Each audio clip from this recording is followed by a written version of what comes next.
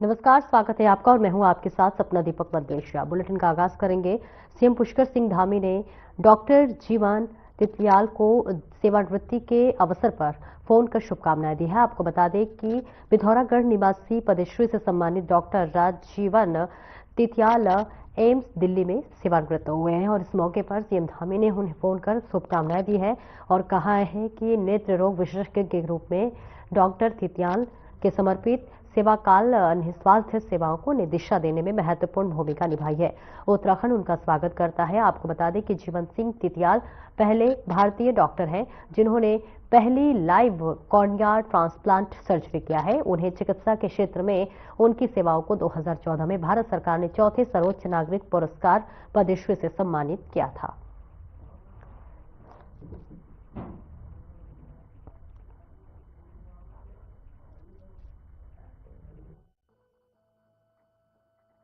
नमस्कार, बहुत बहुत बधाई। आपने जो है बहुत शानदार काम किया है, बहुत अच्छी सेवा करी सबने और आपकी सेवा जो है एक जगह पूरी हुई है, लेकिन सेवा तो अनवरत रूप से चलेगी आपकी, है ना। नहीं, बिल्कुल आप आइए और हम लोग सब लोग आपका वेलकम करते हैं यहाँ, है ना। आपका योगदान पहले भी रहा है और आगे भी आपका योगदान हम लोगों के लिए भी जरूरी है, राज्य के लिए भी, राष्ट्र के लिए भी, है ना। सभी जगह आपने बहुत सेवा करी है और हम तो चाहेंगे कि हमारे यहाँ बहुत सारे सीमांत क्षेत्र हैं जिनको आप भली भांति जानते हैं, जहाँ से आपने जीवन प्रारंभ किया है ना, उन स्थानों पर। और एक दिन आपसे मेरी चर्चा भी हुई थी उस दिन। नहीं, बहुत अच्छा, आप इसको करवाइए, आगे बढ़ाइए और सरकार, हम लोग सब आपके साथ हैं, है ना।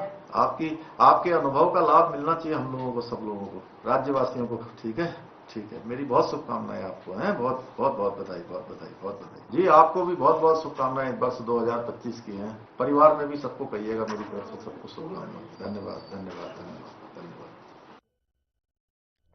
और नगर निकाय चुनाव के लिए 23 जनवरी को मतदान होना है। वहीं 25 जनवरी को वोटों की गिनती होगी। प्रदेश में 100 निकायों के लिए हो रहे चुनाव के लिए अब 5399 प्रत्याशी मैदान में हैं, जबकि 3 अध्यक्ष 44 सभासद निर्विरोध निर्वाचित खड़े हुए हैं। राज्य निर्वाचन आयोग के सचिव राहुल कुमार गोयल ने जानकारी दी है कि पार्टियों के टिकट से चुनाव लड़ रहे प्रत्याशियों को पार्टी का चिन्ह मिलेगा। निर्दलीय या फिर गैर मान्य पंजीकृत दलों के प्रत्याशियों को राज्य निर्वाचन आयोग की ओर से तय चुनाव चिन्ह दिए जाएंगे। आयोग ने इन प्रत्याशियों के लिए 47 चुनाव चिन्ह निर्धारित किए हैं।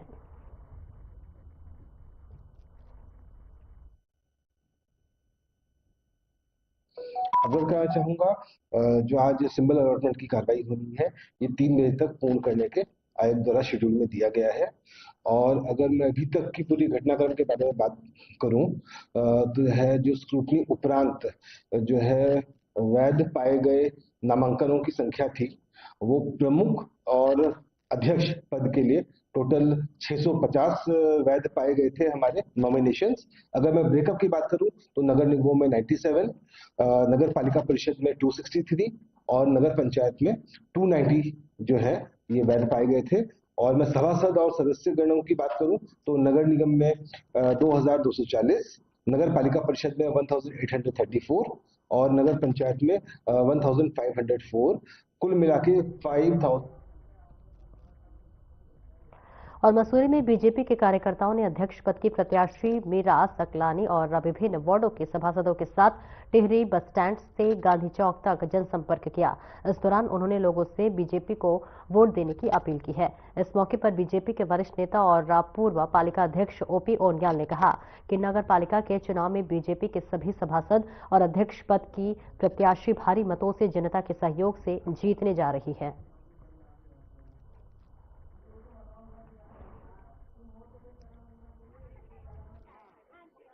उनके और हमारे कैंडिडेट क्या फर्क है। एक राष्ट्रीय पार्टी है, विश्व की सबसे बड़ी पार्टी है। अब मेरे को पूर्ण विश्वास है, जिस हिसाब से हमारे पुराने कार्यकर्ता, नए कार्यकर्ता सब साथ जुड़ रहे हैं, सब मिलकर काम कर रहे हैं, संगठन के लिए काम व्यक्ति विशेष काम नहीं कर, संगठन के लिए काम कर रहे हैं। और मैं निश्चित हम सब लोग सोचते हैं कि हम बहुत बड़े मार्जिन से जीत रहे हैं। मैं उन दोनों प्रत्याशियों को चैलेंज करता हूँ, अगर तुम्हारे अंदर दम है सामने एक दिन डिबेट में आ जाओ, तुम बता तुमने मसूरी का तुमने क्या विकास किया, ये तुम्हारे पति ने क्या विकास किया, ये तुम्हारे जो सीनियर नेता उन्होंने क्या विकास किया, और हमारे मीरा सकलानी जी बताएंगे कि भाजपा ने क्या विकास किया। ये शहर की स्थिति जब यमुना जल जो भी विकास हुए हैं माननीय विधायक जी, माननीय पुष्कर सिंह धामी के आशीर्वाद से हुए। और मैं पूर्ण विश्वास दिलाता हूं कि भाजपा बहुत अच्छे बांट रहा है। उनको एक दिन डिबेट में आ जाओ, क्या विकास आपने क्या विकास हम करेंगे, चैलेंज के साथ कह रहा हूं कि अपने में बदलने वाले हैं, ये मुझे लग रहा है। जिस तरीके से पार्टी के सभी पदाधिकारी, सभी कार्यकर्ता एकजुट होकर काम कर रहे हैं, क्योंकि पिछली हार से उन्होंने एक ठोकर लगी है, कुछ सीखा है कि अगर आपका अपना होगा, हमारा कहने का मतलब अगर अपना मारेगा तो छाव में डालेगा, तो अगर आपका अपना होगा चाहे कैसे भी है वो आपका अपना होगा। तो आपको देखना होगा आज की डेट में कि आपको पार्टी कैंडिडेट को आगे बढ़ाना होगा। आगे जो विकास के मुद्दे हैं, चाहे वो लंडौर का काफी समय से लंडौर का विकास छूटा है, चाहे लंडौर का हो, टुर्री का हो, पार्किंगों का हो, हॉस्पिटल जी ने भी कहा है कि बहुत सारी चीजें जो नहीं हो पाई है पूर्व पालिका बोर्ड के ने नहीं की है। मैं यहाँ पे सिर्फ इतना कहना चाहूंगी कि अभी मैं चुनावी जंग में हूँ, इस लड़ाई को लड़ूंगी और जो काम अधूरे रह गए हैं, जो होने चाहिए थे मसूरी के लिए, उन कामों को पूरा करने की पूरी कोशिश करूंगी।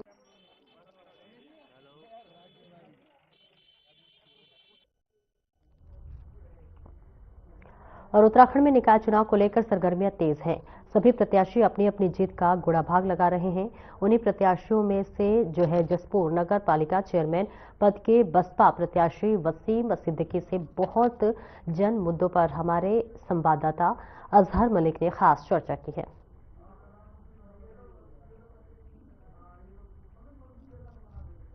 फिर निकाय चुनाव ने अपनी स्पीड पकड़ ली है और जनसभाओं का दौर शुरू हो गया। इसी पर बातचीत करने के लिए आज हमारे पास जसपुर से चेयरमैन प्रत्याशी बहुजन समाज पार्टी के वसीम सिद्दीकी जी हैं और इनसे बात करते हैं किन मुद्दों को लेकर ये जनता के बीच जा रहे हैं। बहुत स्वागत है हमारे न्यूज चैनल में आपका। किन मुद्दों के लेकर आप जनता के बीच जा रहे हो? पहले तो मैं धन्यवाद देना चाहूँगा आपके चैनल को, जिसने मुझे इस लायक समझा कि वो मेरा इंटरव्यू लेने आ पाए। मैं जनता के बीच जो जा रहा हूँ वो मेरे विकास के मुद्दे हैं। विकास का मतलब ये है कि शिक्षा, अभी यहाँ शहर में नशा बहुत है। एक शहर में अच्छे स्कूल, सरकारी स्कूल नहीं है। सरकारी स्कूल का मतलब ये है कि शहर में जब सरकारी स्कूल है उसमें कोई व्यवस्था नहीं है। व्यवस्था तो जो सारी सुविधा होती हैं बच्चों के लिए, जैसे बच्चों के लिए पार्क वगैरह, बच्चों के लिए अच्छे टीचर्स, कुछ ऐसी सुविधाएं नहीं है कि बच्चे सरकारी स्कूल में पढ़ सके। रहा बात प्राइवेट में, इतनी फीस है कि बच्चे पढ़ नहीं पाते और इस शिक्षा के माध्यम यानी कि शिक्षा में किसी का ध्यान नहीं है। मैं कहना ये चाहता हूँ, अब तक 20 साल चेयरमैन जो प्रत्याशी जो रहे, वर्तमान में चेयरमैन रहे ना, उनका कोई ध्यान रहा। रही बात 8 साल से हमारे वर्तमान में विधायक आदित्य सिंह चौहान हैं, उनका भी कोई ध्यान नहीं है। रही बात विकास की, मैं विकास के मुद्दे पर आ जाता हूँ। अब शहर में आप जाके घूम लीजिए, हमारे शहर में 4 कोने हैं। रैन बसेरा ऐसी नगर पालिका की सुविधा है जो बाहर के लोग आते हैं, जैसे जिनके पास घर नहीं होता, रात में रुक जाते हैं, उनके लिए सुविधा होती है नगर पालिका की तरफ से, और टॉयलेट की सुविधा होती है। हमारे शहर में अब तक कोई सुविधा नहीं है और ना ही अब तक किसी प्रत्याशी ने की है। जो रहे चेयरमैन, उन्होंने अब तक इस चीज़ को देखा नहीं। मुद्दों की बात आ जाए, सिर्फ नगर पालिका में भ्रष्टाचार चलता है, कमीशन खोरी चलती है। 2-3 ठेकेदार ऐसे पकड़ लिए हैं नगर पालिका ने जो चेयरमैन के साथ मिलकर पूरा भ्रष्टाचार करते हैं। उन्हें सिर्फ अपना ही चेयरमैन चाहिए और कुछ नहीं नगर पालिका में। वसीम जी, एक चीज और जानना चाहेंगे कि समाज क्षेत्र में एक सवाल बहुत गूंजता है आपको लेकर कि कल तक ये चुनाव लड़वाने वाले थे और आज खुद चुनाव लड़ने, क्या ऐसी परिस्थितियां आई कि आपको चुनाव लड़ना पड़ गया? देखिए जी, कुछ समस्याएं ऐसी आई कि जब हमारी जनता का काम नहीं हुआ तो जो शहर की जनता है वो मेरे पास आई। जब वो मेरे पास आई, किसी चेयरमैन के पास गई या विधायक के पास गई, उन्हें कहीं से कोई रिलीफ नहीं मिला। और जब रिलीफ नहीं मिला तो उन्होंने मेरा दामन पकड़ा। जब दामन पकड़ा तो इंशाल्लाह उन्हें ये भी लगा कि यार हम वसीम भाई के पास आए हैं तो उन्होंने हमारी समस्या का समाधान किया है। और जो चेयरमैन थे और जो विधायक है, उसने सिर्फ अपनी कुर्सी संभाली है और पैसा ही पैसा, सिर्फ भ्रष्टाचार किया है और कुछ नहीं किया। मेरे पास आके उनको ऐसा लगा कि कंधे से कंधा मिलाने वाला एक भाई खड़ा है, उन्होंने ही मुझे आगे बढ़ाया है। मेरे सारे समाज के लोग, एससी हों या हमारे दलित समाज के हो या हिंदू मुस्लिम सिख ईसाई, सारे ने मिलकर मुझसे आकर बोला कि वसीम भाई, हम चाहते हैं कि आप इस कुर्सी पर बैठें और शहर का विकास करें। क्योंकि विकास का मामला ऐसा है कि लोग परेशान हैं, कुछ नहीं है शहर के अंदर सिवा कमीशन खोरी भ्रष्टाचारी के अलावा कुछ नहीं है। अगर बात करी जाए जसपुर क्षेत्र की, तो जसपुर में सबसे बड़ी समस्या क्या है आपकी नज़रों में, जिसे आप चेयरमैन बनने के बाद सबसे पहले दूर करोगे? देखिए जी, समस्या तो बहुत है, लेकिन सबसे बड़ी समस्या सरकारी हॉस्पिटल की। सरकारी हॉस्पिटल में कोई सुविधा ऐसी नहीं है, क्योंकि अगर कोई इमरजेंसी में चला जाए, एक्सीडेंट हो जाए या कुछ हो जाए, तो उससे सिर्फ रेफर कर देते हैं। आज तक हमारे वर्तमान में विधायक आदर सिंह चौहान ने इस पर कभी गौर नहीं किया। अभी हाल ही में एक एक्सीडेंट हुआ था, शायद आपको याद हो, उसमें 5 बच्चे स्पीड से अपनी गाड़ी से जा रहे थे, उनका एक्सीडेंट हुआ। उसमें नितिन एडवोकेट वहाँ मौके पर पहुंचे और वो अपने किसी काम से जा रहे थे, किसी कार्य से जा रहे थे। उन्होंने देखा कि और देहरादून के रायपुर क्षेत्र में अवैध रूप से संचालित गैस गोदाम पर प्रशासन की बड़ी कार्रवाई हुई है। जी हां, दरअसल आपको बताते चले, ये देहरादून मामला ये है कि एक महिला है, वृद्ध महिला, लगभग 80 वर्षीय महिला लीलावती, वो हमारे पास जनता दरबार में एक शिकायत लेकर आई थी कि उनकी जो विधिक भूमि है उस पर किसी व्यक्ति ने एक अवैध रूप से गैस गोदाम बना दिया है। इस पूरे मामले की हमने जांच की और जांच में ये पाया गया है कि एक व्यक्ति जो है लोकेश उनियाल नाम से, वो एक बिना किसी वैध भूमि स्वामित्व के इस महिला की भूमि पर एक गैस गोदाम चला रहे थे। उसमें हमने अपनी टीम से भी पूरी आख्या ली और उसके बाद और उत्तराखंड में निकाय चुनाव के लिए सिंबल का आवंटन हो चुका है और अब प्रचार प्रसार में भी तेजी हो चुकी है, जहां पर इसी के चलते देहरादून नगर निगम के कांग्रेस प्रत्याशी वीरेंद्र पोखरियाल ने कांग्रेस मुख्यालय में पार्टी के पार्षद प्रत्याशियों की सिटिंग बुलाई, माफ कीजिएगा मीटिंग बुलाई, और इसमें जो है सभी को चुनाव में पार्षद के साथ साथ मेयर के लिए भी वोट मांगने की बात की है। इस मौके पर देहरादून नगर निगम से कांग्रेस के प्रत्याशी वरिष्ठ वीरेंद्र पोखरियाल ने कहा कि सभी के साथ परिचय हुआ है और सभी से कहा गया है कि एकजुटता के साथ चुनाव लड़े, और इसके साथ ही साथ उन्होंने कहा कि उत्तराखंड में राज्य आंदोलनकारियों के लिए हाउस टैक्स में 50% छूट दी जाएगी।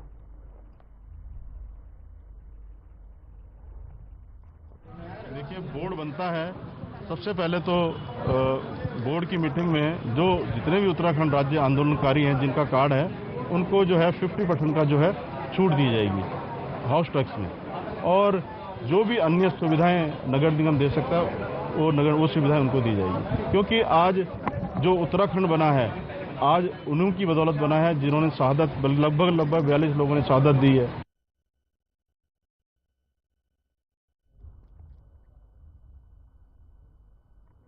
और देहरादून से लाखों की धोखाधड़ी का मामला सामने आया है। आपको बता दें कि देहरादून निवासी एक पीड़ित के साथ नौकरी दिलाने के नाम पर 23 लाख की धोखाधड़ी हो गई है। इस मामले में एसटीएफ ने 2 आरोपियों को हिरासत में लिया है। आपको बता दें कि इस मामले में 3 आरोपियों की गिरफ्तारी पहले ही हो चुकी है। वहीं अब तक कुल मिलाकर 12 अभियुक्तों के विरुद्ध कार्रवाई हो चुकी है, जिसमें 7 आरोपियों को 41A CRPC नोटिस भी तमिल किए गए हैं। बताते चले कि यह आरोप एक प्रतिष्ठित वेबसाइट naukri.com के जरिए लोगों से धोखाधड़ी करने के काम करते थे और आपने आपकी अंतर्राष्ट्रीय कंपनी का कर्मचारी बताकर जो है वीजा रजिस्ट्रेशन के नाम पर लोगों से ठगी किया करते थे। फिलहाल एसटीएफ आरोपियों के बैंक खाते फ्रीज कर पूछताछ में जुटी हुई है।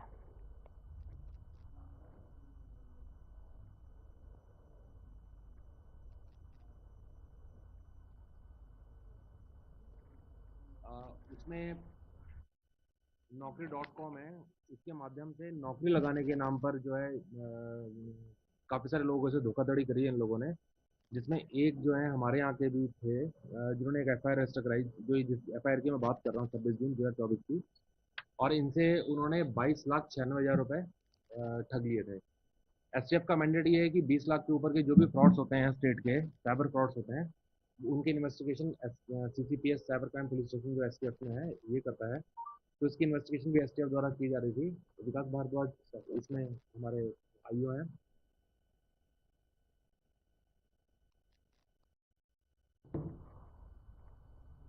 हरिद्वार में पुलिस को बड़ी सफलता हाथ लगी है, जहां पर आपको बता दें ये बड़ी पहल है। दरअसल हरिद्वार पुलिस ने नशे से ग्रसित युवाओं के लिए काउंसलिंग कैंप किया है। बता दें कि लक्सर में एसएसपी प्रवेंद्र ढोभाल ने निर्देशन में पुलिस के ड्रग्स फ्री देवभूमि मिशन को सफल बनाने के लिए कोतवाली लक्सर प्रांगण में काउंसलिंग कैंप का आयोजन किया है। कैंप का नेतृत्व सीओ लक्सर निहारिका सेमवाल ने किया है।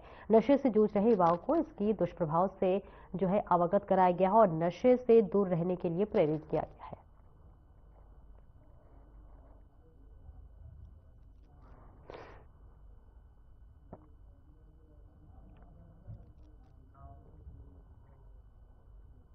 और उत्तराखंड पर्वतीय राज्य के और यहाँ पर आपदा जैसी स्थितियां अक्सर देखने को मिलती है। आपदा के समय तत्काल गति से प्रभावितों तक प्रशासन कैसे पहुंचे और विभिन्न चिन्हित जगहों पर आपदा से कैसे बचाव किया जाए, इसे लेकर आपदा प्रबंधन विभिन्न लगातार वो प्रशिक्षण के कार्य में जुटा हुआ है। प्रदेश के आपदा प्रबंधन सचिव विनोद कुमार सुमन ने इसको लेकर कहा है कि हमारा प्रयास है कि तत्काल रिस्पॉन्स करते हुए आपदा प्रभावितों तक प्रशासन पहुंचे और उन्हें हर संभव सुविधा मुहैया कराई जाए। उन्होंने कहा कि हमारा प्रयास है कि सभी लोगों को इस दिशा में प्रशिक्षित किया जाए।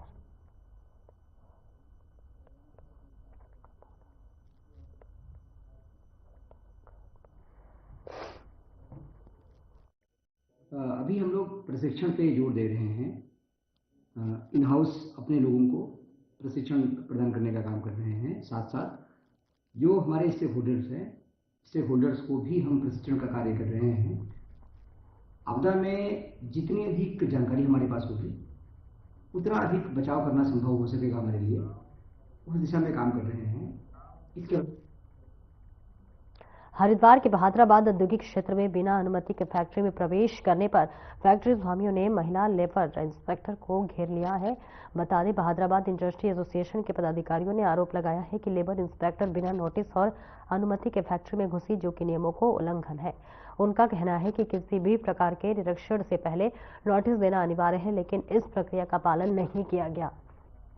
दूसरी ओर महिला लेबर इंस्पेक्टर मीनाक्षी भट्ट ने बताया है कि उन्होंने फैक्ट्री से चाइल्ड लेबर को काम करते हुए देखा, जो कि कानूनी अपराध है।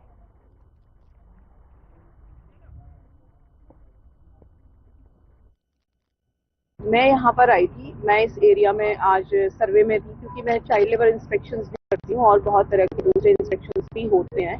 तो मुझे इनकी फैक्ट्री में चाइल्ड लेबर होने का अंदेशा हुआ कि कोई चाइल्ड या किशोर श्रमिक यहाँ काम करता है। मुझे ऐसा कुछ समझ में आया, तब मैंने गेट खुलवाया और मैं अंदर चेकिंग के लिए गई। और फिर उस दौरान चेकिंग के दौरान मैं एचआर से बात ही कर रही थी और मेरी गाड़ी अंदर ही थी। तो अचानक से कुछ इंडस्ट्रीज वाले अपने आप को बोले कि हम इंडस्ट्रीज से हैं, तो उन्होंने थोड़ा विरोध किया कि भाई आपकी गाड़ी अंदर कैसे आ गई। उन्होंने मेरी गाड़ी अंदर लॉक कर दी। हैदराबाद औद्योगिक क्षेत्र में पिछले करीबन 1.5 से 2 महीने से लगातार जो हमारी लेबर की मैडम है मीनाक्षी भट्ट जी, इनकी आए दिन लगभग छोटी छोटी फैक्ट्रियां यहाँ पे 300 मीटर, 400 मीटर, 500 मीटर, जिनके यहाँ किसी के यहाँ 10 आदमी काम कर रहे हैं, किसी के यहाँ 20 आदमी कर रहे हैं। हर फैक्ट्री में अंदर जा रही हैं, फैक्ट्री की विजिट कर रही हैं। हम लोगों ने कहा कि ये छोटी छोटी फैक्ट्रियां हैं, अगर आपका किसी का कोई नोटिस नहीं है, कुछ नहीं है, आप इन फैक्ट्री में आ रहे हैं आप, तो ये मतलब कोई कानून के हिसाब से हमें तो लगता नहीं है कि ये पॉजिटिव है। छोटा इंडस्ट्रियल एरिया है लगभग। उत्तराखंड में 4 जनवरी से मौसम में बदलाव की मौसम विभाग ने चेतावनी जारी की है। उत्तराखंड मौसम विभाग के मौसम वैज्ञानिक रोहित थपलियाल ने प्रदेश के मौसम को लेकर कहा है कि उत्तराखंड में 4 जनवरी से 6 जनवरी तक ज्यादातर हिस्सों में बारिश और बर्फबारी की संभावना है। उन्होंने कहा कि मौसम विभाग के मुताबिक 5 और 6 जनवरी के पूरे प्रदेश में बारिश और पर्वतीय क्षेत्रों में बर्फबारी का पूर्वानुमान है। मौसम वैज्ञानिक रोहित थपलियाल ने बताया है कि बारिश और बर्फबारी से 4 डिग्री तक तापमान नीचे गिरेगी और इससे अलावा मैदानी इलाकों में कोहरे की वजह से भी तापमान में गिरावट आएगी। मौसम वैज्ञानिक रोहित थपलियाल ने कहा है कि मैदानी इलाकों में कोहरे की वजह से दिन में काफी ठंडक है और रात को भी तापमान गिरावट देखने को मिल रही है।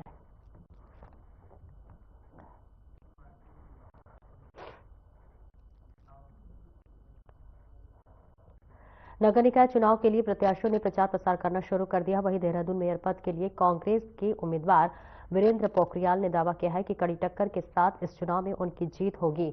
उन्होंने बताया कि राज्य आंदोलन के दौरान उन्होंने अग्रणी रूप से भूमिका निभाई थी, कई बार जेल गए हैं, लाठी डंडे खाए हैं, इसलिए जनता को आशीर्वाद हमें जरूर मिलेगा और हमारी जीत होगी।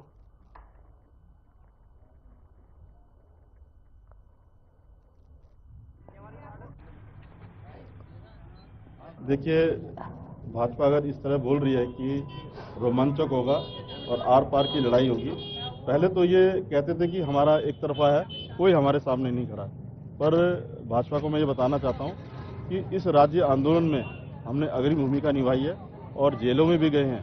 लगभग 3 महीने जेल में रहा हूँ, अपना लाठी डंडे खाए हैं, 6 महीने घरों में नहीं सोए हैं। और दूसरा क्या है कि कड़ा मुकाबला होगा, मैं ये कहना चाहता हूँ। नगर निकाय चुनाव के लिए प्रत्याशियों के नामांकन पत्रों की जांच पूरी हो चुकी है। 2 दिन चली जांच में प्रदेश में 202 नामांकन अलग अलग कारणों से निरस्त कर दिए गए हैं। इसमें महापौर के 2, अध्यक्ष के 32 और पार्षद सभासद के 168 नामांकन है। वहीं जांच में 6238 नामांकन पर सही पाए गए हैं और इनमें से महापौर के 101, अध्यक्ष के लिए 555 और पार्षद सभासद के लिए 5582 प्रत्याशी है।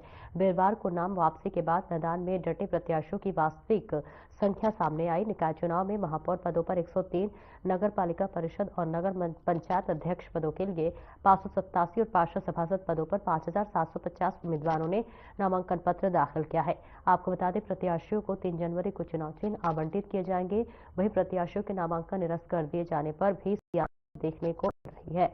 विपक्षी दल कांग्रेस सत्ताधारी दल बीजेपी पर आरोप लगा रही है।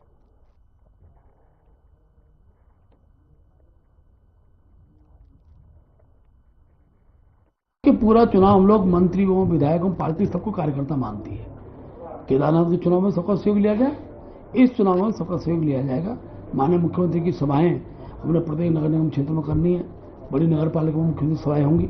मेरा प्रत्येक रूप से अनेकों स्थान पर जाना होगा और हमारे प्रदेश के पूर्व मुख्यमंत्री, हमारे सभी मंत्रीगण, हमारे सांसदगण, सबको हम अलग अलग स्थानों पर उनके कार्यक्रम श्रृंखला बनाएंगे।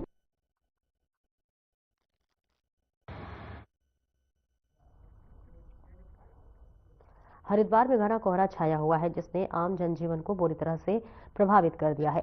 विजिबिलिटी बेहद कम होने के कारण सड़कों पर वाहन धीमी गति से चल रहे हैं, जिससे यातायात बाधित हो गया है।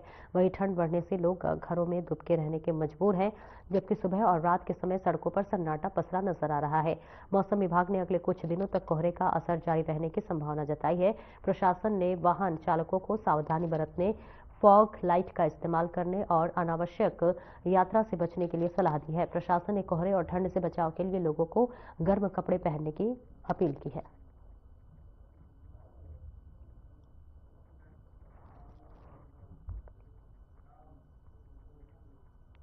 खबर हरिद्वार से है, जहां पर एक मौत का मामला सामने आया है, जहां चाइनीज ब्रांचेस से युवक की मौत के बाद जिला प्रशासन ने सख्त रुख अपनाते हुए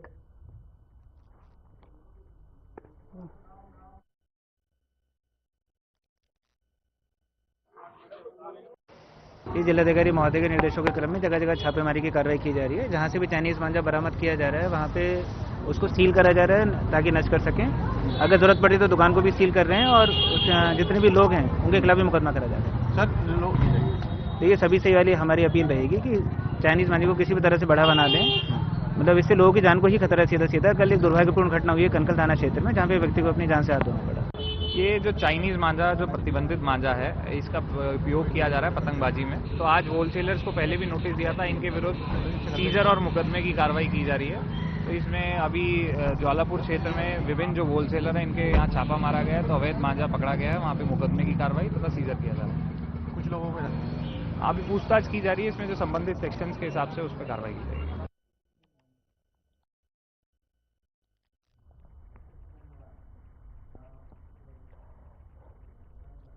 फिलहाल इस बुलेटिन में इतना ही। नमस्कार।